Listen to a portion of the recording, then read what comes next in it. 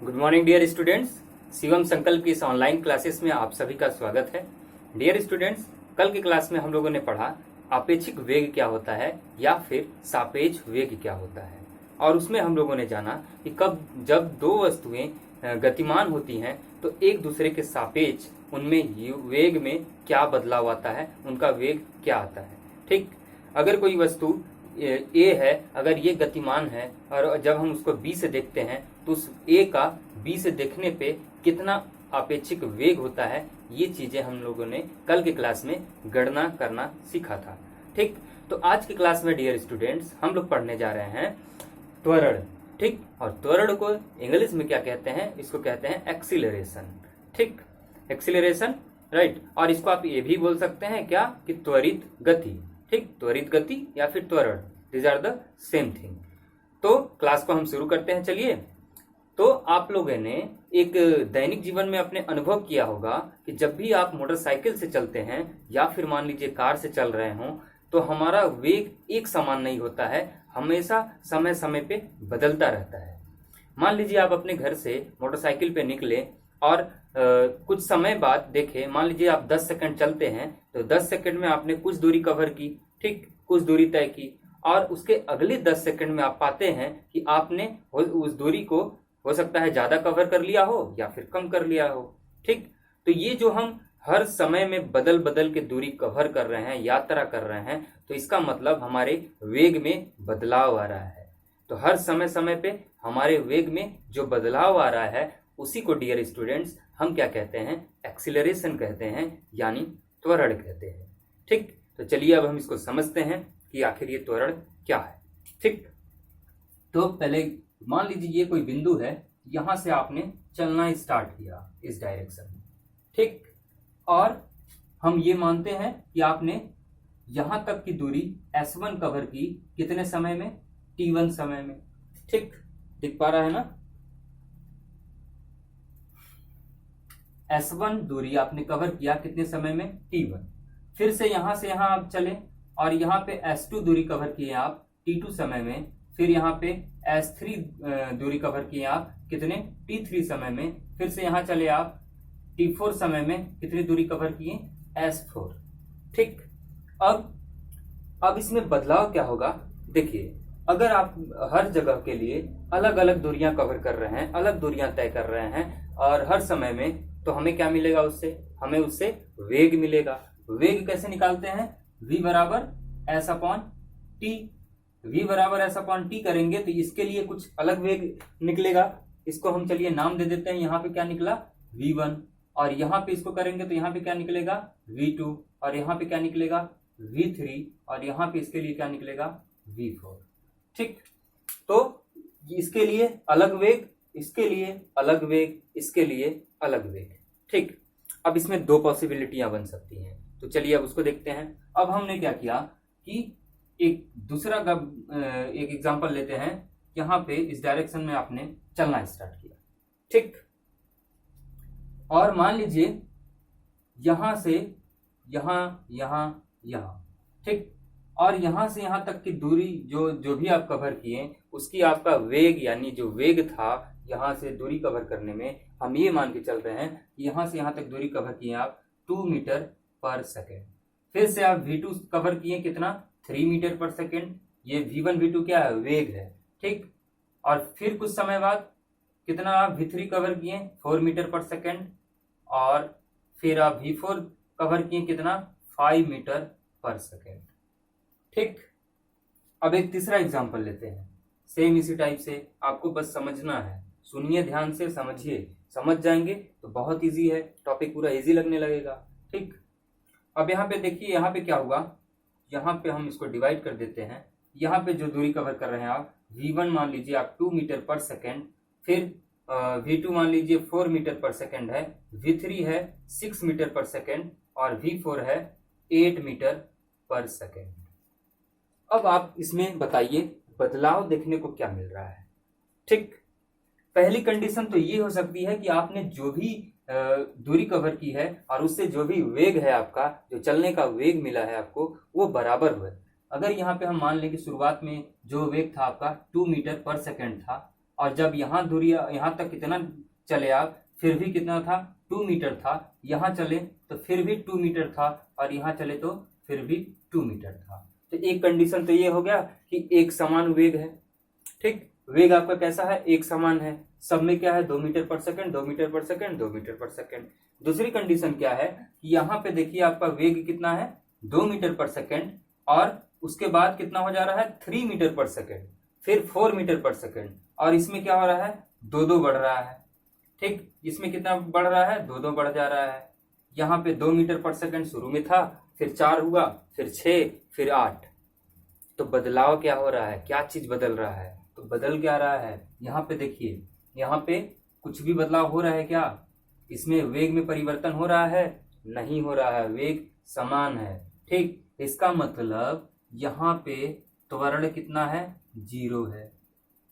ठीक, और यहाँ पे देखिए इसमें बदलाव हो रहा है वेग में, क्या, समय समय पे, हर सेकंड में आप देख पा रहे हैं कितना वेग बदल रहा है, 2 से 3 हुआ, मतलब 1 मीटर पर सेकंड, और दूसरे सेकंड में कितना, फिर से 4 मीटर पर सेकंड, फिर 5। तो सब में देख रहे हैं कि आप हर सेकंड में कितना बदलाव हो रहा है, 1-1 मीटर पर सेकंड का। इसका मतलब यहाँ पे वेग का परिवर्तन हो रहा है। ठीक, तो यहाँ पे देखिए, यहाँ पे कितना परिवर्तन हो रहा है वेग में, हर सेकंड में 2-2 मीटर का परिवर्तन होते जा रहा है। पहले 2 था, फिर 4 हुआ, फिर 6 हुआ। तो हम इस दोनों फिगर में ये देख पा रहे हैं कि वेग का परिवर्तन हो रहा है हर सेकंड में, हर समय में। तो इसका मतलब ये दोनों क्या हुए, त्वरण। ठीक, तो ये हुआ डेफिनेशन त्वरण का, जिसमें कि वेग का परिवर्तन होता है, और यदि वेग का परिवर्तन हो रहा है समय के अंतराल पे, तो अब उसको हम कहते हैं त्वरण। ठीक, हर समय पे यहाँ पे वेग में देखिए परिवर्तन हो रहा है, यहाँ पे 1 मीटर पर सेकंड का परिवर्तन, यहाँ पे 2 मीटर पर सेकंड का परिवर्तन, यहाँ पे कुछ नहीं परिवर्तन हो रहा था, समान वेग मिल रहा था, तो यहाँ पे त्वरण 0 हो गया। तो चलिए अब मैं इसको मिटाता हूं, और अब इसका हम लिखते हैं परिभाषा, कि त्वरण की परिभाषा क्या होती है। ठीक, समझ में तो आ रहा है ना, ध्यान से समझिए, बस महसूस कीजिए, फील कीजिए फिजिक्स को। ठीक, तो परिभाषा लिखेंगे कि समय के साथ किसी वस्तु के, समय के साथ किसी वस्तु के वेग परिवर्तन, वेग परिवर्तन की दर उस वस्तु का, समय के साथ किसी वस्तु के वेग परिवर्तन की दर उस वस्तु का त्वरण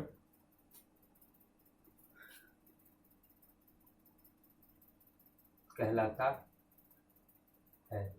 जितनी चीजें अभी हम समझे थे बस उतनी ही लिखे हैं, कि समय के साथ किसी वस्तु के वेग परिवर्तन की जो दर होती है उस वस्तु का क्या कहलाता है, वह उस वस्तु का त्वरण कहलाता है।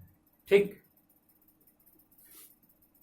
उस वस्तु का त्वरण कहते हैं। ठीक है, तो अब यहाँ पे त्वरण बराबर कितना हो जाएगा, त्वरण बराबर वेग परिवर्तन, वेग में कितना बदलाव हो रहा है, और नीचे क्या हो जाएगा, नीचे समय अंतराल, समय अंतराल, समय अंतराल। ठीक, त्वरण को हम ए से दर्शाते हैं। अब ये क्या है, त्वरण एक सदिश राशि है, इसके पास दिशा होती है, क्योंकि वेग की बात हो रही है, तो वेग में दिशा होती है, तो मतलब त्वरण में भी दिशा होगी। ठीक, तो यहाँ पे हम इसको वेक्टर में दिखाएंगे, राइट, और वेग परिवर्तन को हम डेल भी लिख सकते हैं, और समय अंतराल को हम लिखेंगे टी। ये ठीक, अब देखिए, अब अगर हम बात करें एसआई मात्रक की, त्वरण के एसआई मात्रक की, तो क्या हो जाएगा, ये v क्या है, हमारा वेग है, वेग का एसआई मात्रक क्या होता है, मीटर पर सेकंड, मतलब मीटर डिवाइडेड बाई सेकंड। नीचे क्या है, टी है, टी डिवाइड के फॉर्म में है, तो 1 सेकंड और आ जाएगा, ये क्या बन जाएगा, मीटर पर सेकंड का 2s मिलके स्क्वायर, या फिर ऐसा लिख सकते हैं मीटर पर सेकंड का -2। ठीक, दोनों सही है। इसके बाद अगर हम बीमा सूत्र की बात करें, किसकी बीमा सूत्र? इसी त्वरण की। तो हमें पता है कि v का यानी वेग का बीमा सूत्र क्या होता है? LT-1। कितना होता है? LT-1। और समय का कितना होगा? t। तो ये t ऊपर जाएगा तो ये कितना बना लेगा? LT-2। ये हो गया कि इसका विमीय सूत्र त्वरण के लिए। ठीक, तो विमीय सूत्र आपको याद होने चाहिए एकदम। तो अब इसको मिटाते हैं, अब आगे बढ़ते हैं।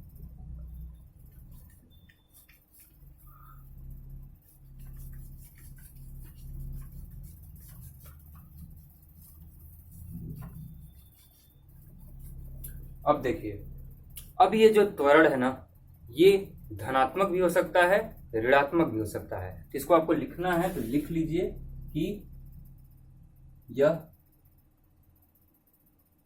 धनात्मक तथा ऋणात्मक भी हो सकता है। कौन हो सकता है? त्वरण या तो धनात्मक हो सकता है, पॉजिटिव हो सकता है, या तो निगेटिव हो सकता है, ऋणात्मक हो सकता है। ठीक, तो अब बात यहाँ पे ये आई कि हम कब कहेंगे कि ये धनात्मक त्वरण हो रहा है और कब कहेंगे कि ये ऋणात्मक त्वरण हो रहा है। तो डियर स्टूडेंट्स, धनात्मक त्वरण यानी पॉजिटिव एक्सीलरेशन हम तब कहेंगे जब वेग समय के साथ क्या होगा? बढ़ेगा। ठीक, यदि कोई वस्तु का वेग समय के साथ बढ़ता चला जा रहा है, तब ऐसे कंडीशन में हम उसको बोलते हैं कि धनात्मक त्वरण। ठीक, पॉजिटिव होगा। लेकिन निगेटिव कब होगा? निगेटिव तब होगा जब वेग समय के साथ घटता चला जाएगा, घट रहा है, तब उस कंडीशन में हम उसको क्या बोलते हैं? उस कंडीशन में हम बोलते हैं ऋणात्मक त्वरण। और इसी ऋणात्मक त्वरण को एक नाम देते हैं, इस भौतिक राशि को एक नाम दे दिया गया है अलग से, क्या? मंदन। ठीक, मंदन या फिर ऋणात्मक त्वरण कह सकते हैं, और इंग्लिश में उसको बोलते हैं रिटार्डेशन। ठीक, इसको आप नोट कीजिएगा क्योंकि ये थोड़ा सा है ठीक ठाक नोट करने लायक चीज।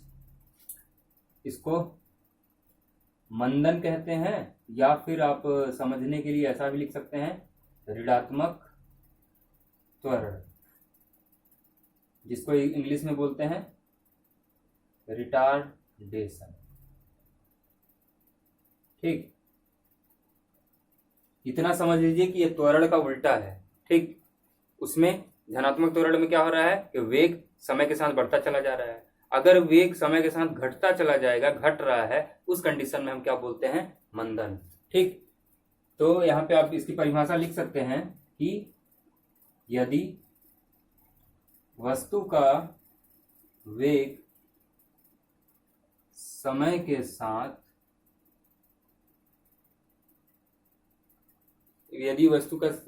समय के साथ घट रहा है,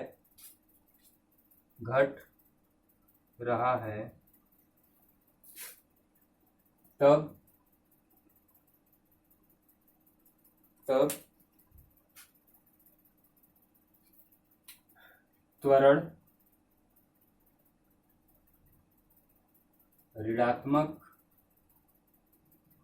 त्वरण ऋणात्मक होता है, जिसे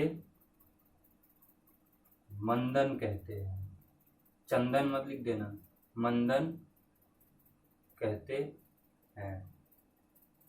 ठीक, अब इसका क्या मतलब है ये भी आप समझिए। देखिए, जैसे कि ये आप मान लीजिए आप ये चलना स्टार्ट किए। ठीक, यहाँ पे आप चल रहे थे 60 मीटर पर सेकंड की रफ्तार से। ठीक, इसको हम प्रारंभिक मान लेते हैं v। ठीक, अब आगे क्या हुआ? जब आप इस बिंदु पे पहुंचे तो यहाँ पे जाकर आपका गति कितना हो गया? 0 मीटर पर सेकंड। तो अगर हम यहाँ पे एक्सीलरेशन की बात कर रहे हैं, ठीक, तो पहले आपकी गति कितनी थी? कितना वेग में आप चल रहे थे? 60 मीटर पर सेकंड में। आगे चल के क्या हुआ? इस बिंदु पे आपकी गति, वेलोसिटी, वेग कितना हो गया? 0 मीटर पर सेकंड। तो यहाँ पे बढ़ रहा है कि घट रहा है? घट रहा है। जब ये घट रहा है तो इसका मतलब हम क्या कहेंगे कि यहाँ पे जो भी त्वरण होगा, जो भी ए होगा, कैसा होगा वो यहाँ पे त्वरण? वो ऋणात्मक त्वरण होगा। और उस ऋणात्मक त्वरण के लिए हम नाम देते हैं क्या? नाम देते हैं क्या? मंदन। ठीक। अगर हम डायरेक्शन की बात करें कि त्वरण की डायरेक्शन क्या होगी, तो त्वरण की डायरेक्शन क्या होता है? हमेशा त्वरण का डायरेक्शन जिधर वेग ज्यादा होगा त्वरण का डायरेक्शन उधर ही होगा। ठीक। और यदि हम बात करें कि मंदन की डायरेक्शन क्या होगी, तो मंदन की डायरेक्शन हमेशा क्या होगा? त्वरण का उल्टा। तो त्वरण का उल्टा यानी इस डायरेक्शन में, तो इस डायरेक्शन में क्या मिलेगा हमें? मंदन। और हमें देखने पे वही मिल रहा है कि यहाँ 0 हो जा रहा है, तो मंदन ही हो रहा है। तो इस डायरेक्शन में मंदन, और त्वरण किधर मिलेगा? जिधर वेग ज्यादा होगा। राइट। ठीक। तो अब आगे क्या है कि आगे अब हमें कुछ रिलेशंस पढ़ने हैं। रिलेशंस इन द सेंस संबंध पढ़ने हैं, जैसे कि विस्थापन वेग में क्या संबंध है, विस्थापन समय में क्या संबंध है, वेग समय में क्या संबंध है, और उसी चीजों को हम किसके जरिए जानते हैं? गति के समीकरण के नाम से जानते हैं। तो गति के 3 समीकरण होते हैं। ठीक। तब उन तीनों समीकरण को हम देखेंगे, क्योंकि उसमें जो गति का पहला समीकरण है वो तो त्वरण से ही संबंधित है। ठीक। तो इसी के आधार पे हमें गति के समीकरण को डिराइव करना है कि क्या होता है। तो चलिए अब उसको करते हैं। ठीक। इसको अब रफ करते हैं।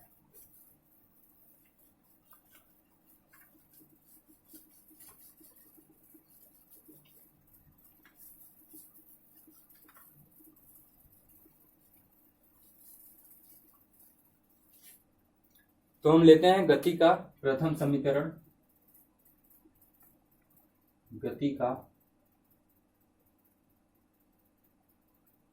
प्रथम समीकरण, इसी को बोला जाता है, क्या बोला जाता है? वेग समय संबंध।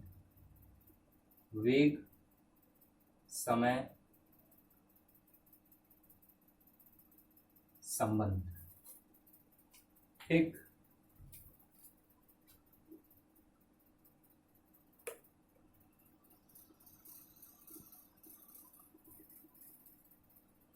इसी को हम एक नाम से और जानते हैं, क्या? वेग समय संबंध। ठीक। तो हमें वेग यानी v और समय यानी t में रिलेशन बताना है, उनमें संबंध बताना है। तो चलिए शुरू करते हैं, डिराइव करेंगे। दरअसल ये एग्जाम में आ जाते हैं समीकरण को प्रूव करने के लिए, सिद्ध करने के लिए। ठीक।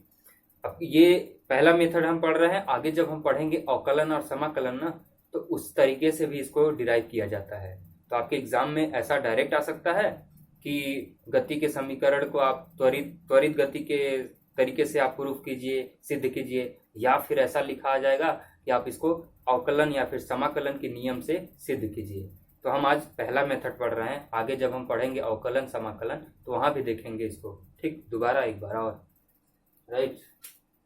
इतने में तो याद ही हो जाएगा, क्यों शिवम? तो गति का पहला समीकरण करते हैं। यहां से यहां चलें आप, यहां पे आपका इनिशियल प्रारंभिक वेलोसिटी। ठीक। यहाँ पे v मिलेगा, v को हम क्या बोलेंगे? अंतिम वेलोसिटी बोलेंगे, अंतिम वेग बोलेंगे। ठीक। हमें क्या ज्ञात करना है? एक्सीलरेशन यहाँ मिलेगा। ठीक। समय क्या रहेगा? तो समय के लिए हम t दर्शाएंगे। अब इन सारी चीजों को आप लिख लीजिए। u क्या है, v क्या है, और t क्या है, और a क्या है। ठीक। तो u क्या है? ये प्रारंभिक वेग है, प्रारंभिक वेग यानी जहां से आप शुरू कर रहे हैं। और v क्या है? अंतिम वेग। t क्या है? तो t है समय, और a क्या है? a है त्वरण। ठीक। तो चलिए हम इसको डिराइव करते हैं। तो सबसे पहले हम क्या करेंगे? तो हम ये देखेंगे कि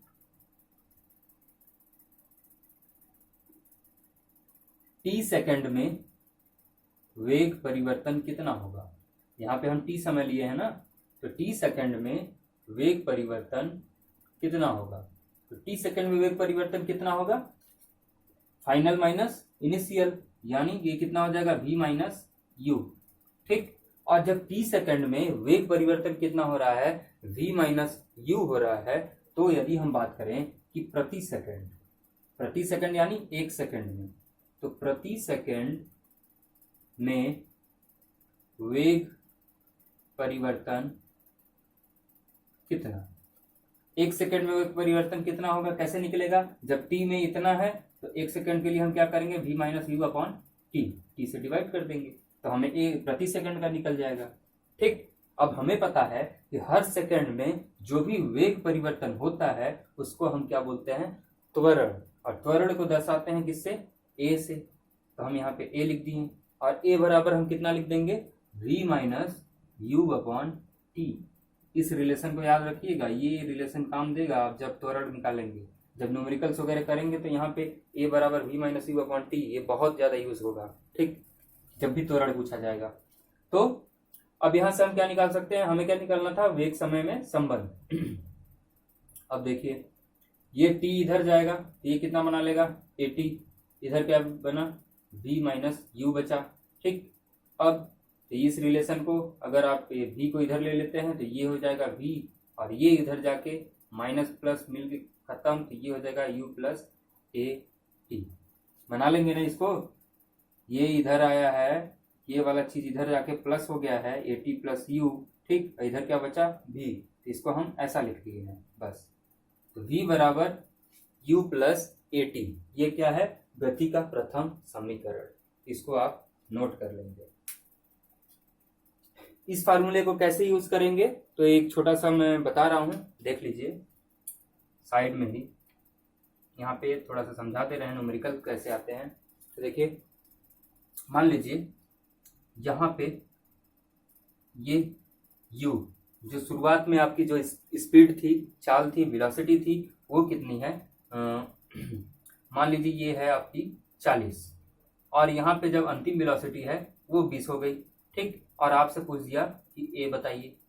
ठीक, अब यहाँ पे एक चीज आप देखिए, नोटिस कीजिए कि आप पहले 40 मीटर पर सेकंड की रफ्तार से चल रहे थे और फिर 20 मीटर पर सेकंड की रफ्तार से चल रहे हैं, तो आपकी रफ्तार क्या है, वेग क्या है, घट रहा है कि बढ़ रहा है, घट रहा है, 40 से 20 हुआ है। इसका मतलब जब 40 से 20 हुआ है तो यहाँ पे मंदन हो रहा है, मंदन यानी ऋणात्मक त्वरण होगा। ठीक, तो सबसे पहले ए कैसे निकालेंगे आप, ये कैसे निकालेंगे, यहाँ पे मान लीजिए आपको टाइम दिया है 10 सेकेंड, टाइम दिया रहेगा, तो u v minus you upon T, कहाँ से, यहाँ से, ये जो हम रिलेशन पढ़े रहेंगे। तो v कितना है 20, u कितना है 40, तो 20 माइनस 40 अपॉन t कितना है 10, ये कितना हो जाएगा 20 बटा माइनस 20 बटा 10, तो ये आ जाएगा -2 मीटर पर सेकेंड। ठीक, ये -2 हमें क्या बता रहा है कि यहाँ पे ऋणात्मक त्वरण है, और जब ऋणात्मक त्वरण है तो हम यहाँ पे लिख सकते हैं कि यहाँ पे मंदन कितना है, a तो हमारा हो गया -2, ठीक है, कोई दिक्कत नहीं। अगर आपसे पूछ दिया कि मंदन कितना है तो मंदन कितना बताएंगे आप, -2 लिख देंगे तो गलत हो जाएगा, काट देगा। ठीक, -2 नहीं बताएंगे, हमें पता है परिभाषा में कि मंदन क्या होता है, ऋणात्मक त्वरण होता है। जब वो ऋणात्मक त्वरण खुद होता है, माइनस में वो खुद है, तो ये माइनस माइनस मिलके कितना हो जाएगा, प्लस न हो जाएगा। तो मंदन जब भी पूछेंगे तो ये कितना हो गया, +2 हो जाएगा, -2 लिख के मत आ जाइएगा। ठीक,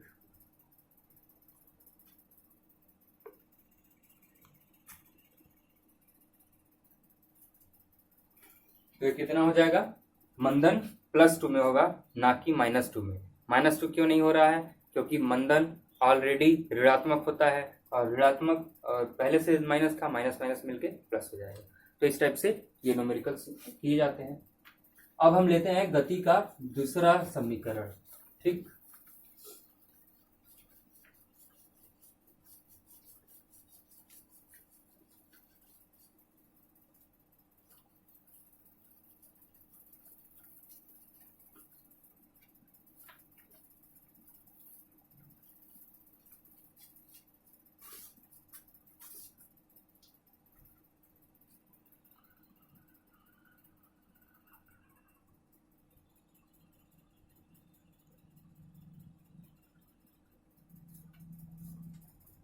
चलिए गति का द्वितीय समीकरण हम देखते हैं, जो जिसको हम एक नाम और से जानते हैं, क्या, विस्थापन समय संबंध। इससे पहले हमने क्या देखा, वेग समय संबंध, उसमें विस्थापन कहीं था क्या, कहीं एस की बात हुई थी, नहीं हुई थी। तो अब जो बात करेंगे हम उसमें क्या होगा, एस होगा और टी होगा। ठीक, तो चलिए करते हैं इसको। तो सबसे पहले आप ऐसे बनाएंगे, यू क्या है, वही जो हम शुरुआत में लिखे थे वही चीज, प्रारंभिक वेग, और वी क्या हो जाएगा हमारा अंतिम वेग, और एस, अगर हम एस की बात कर रहे हैं विस्थापन की, तो मान लीजिए यहाँ से यहाँ तक की दूरी हम ले लेते हैं एस, और यहाँ पे हमें एक्सीलरेशन यानी त्वरण ज्ञात करना है। ठीक, और समय हम मान लेते हैं कितना है, टी समय। ठीक, ये सारी चीजें आप लिख लेंगे। वी क्या है अंतिम वेग, एस क्या है विस्थापन, यू क्या है प्रारंभिक वेग, ए क्या है त्वरण, और टी क्या है समय। ठीक, ये सारी चीजें आप लिख भी लेंगे और आगे बढ़ते हैं। अब देखिए कैसे करेंगे इसको। सबसे पहले तो हम निकालेंगे इसका औसत वेग। औसत वेग कैसे निकलेगा, v प्लस यू दोनों को प्लस करके 2 से डिवाइड कर दीजिए, ये निकल गया इसका औसत वेग। ठीक, अब इसके बाद हम निकालेंगे इसका विस्थापन जिसको हम s से डिनोट करते हैं। ठीक, विस्थापन बराबर कितना होता है, ये हो जाएगा आपका औसत वेग गुणे समय। औसत वेग कितना निकाले आप, v प्लस यू अपॉन 2, और समय कितना है, तो समय है t। ठीक, ये t इससे मल्टीप्लाई होगा। अब देखिए हम लोग पढ़े थे क्या, अभी पहला गति का पहला समीकरण क्या था, v बराबर u प्लस ए टी था कि नहीं, था ना। इसी v को हम v बराबर u प्लस ए टी यहाँ पे पुट करेंगे, तो v के जगह पे इतनी राशि को आप रख दीजिए, u plus A T plus u, और इधर t तो था ही पहले से, नीचे क्या है 2, ये इधर क्या हो जाएगा s क्या है विस्थापन। कितने u है यहाँ पे, 2 u हो गए, एक u मिलके 2 u, और ये t मल्टीप्लाई होगा तो ये कितना हो जाएगा 2ut प्लस, यहाँ पे देखिए at का एक t यहाँ पे है तो at का हो गया स्क्वायर।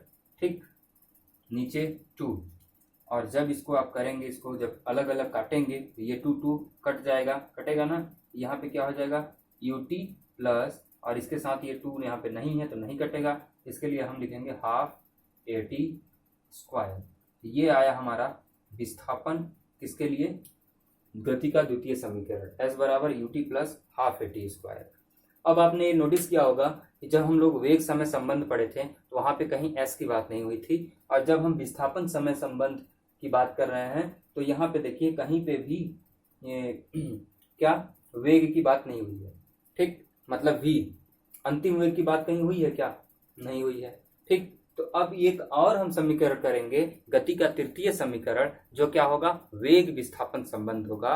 वहां पे कहीं आपको t देखने को नहीं मिलेगा, यानी समय देखने को नहीं मिलेगा। तो चलिए इसको मैं मिटा देता हूं। अब लेते हैं गति का तृतीय समीकरण।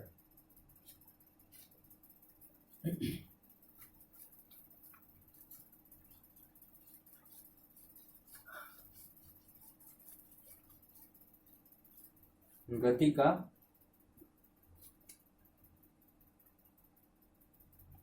तृतीय समीकरण, इसी को क्या बोलेंगे हम,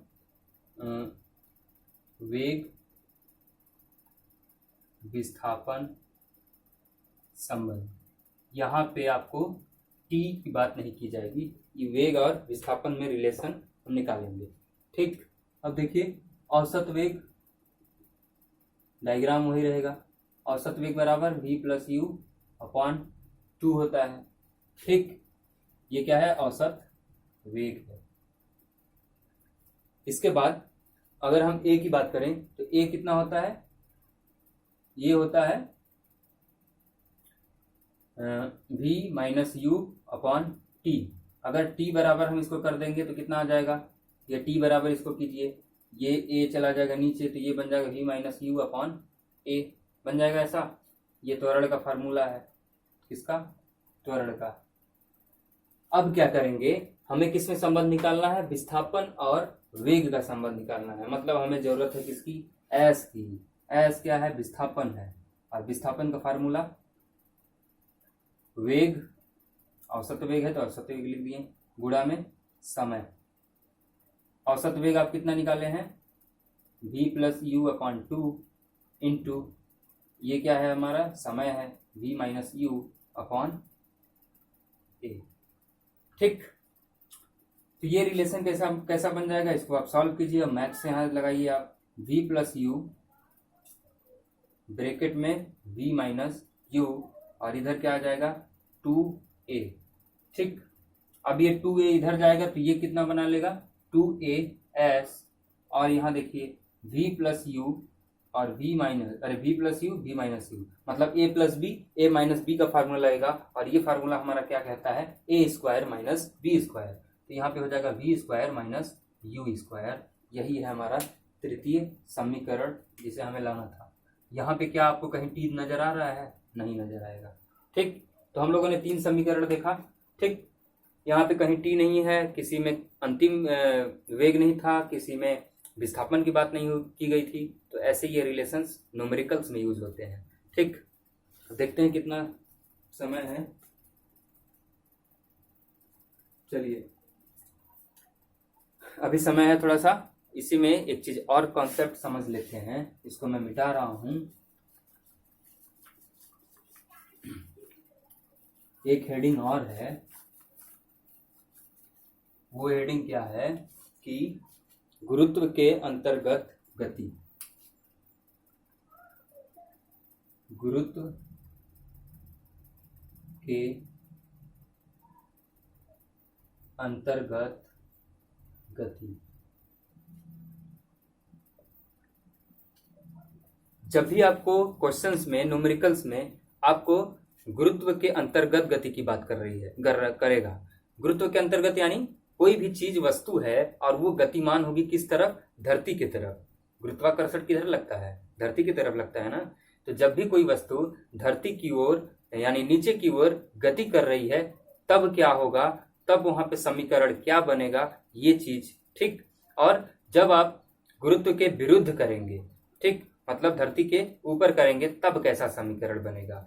तो यदि आप इसके गुरुत्व के अंतर्गत गति कर रहे हैं तो वही समीकरण जो था हमारा ए बन जाता है किसमें, जी में।